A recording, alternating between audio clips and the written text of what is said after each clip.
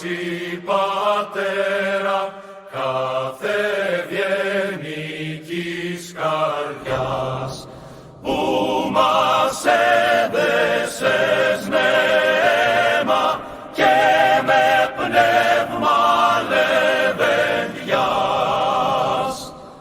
εμπρός ιερολογίτες με της δόξας τα φτερά, για το έθνος των Ελλήνων μέσα από αίμα και φωτιά.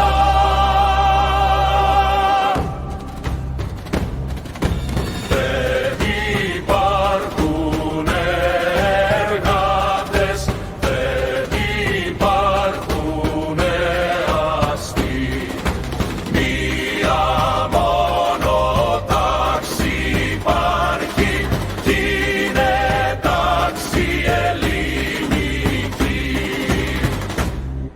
Εμπρός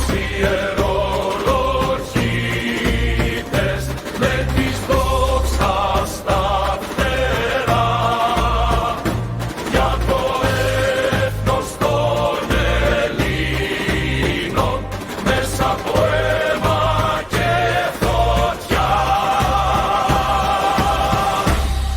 Ο αγώνα εσύ Πατέρα, κάθε ευγενικής καρδιάς, που μας έδεσες νέμα και με πνεύμα λεβεντιάς,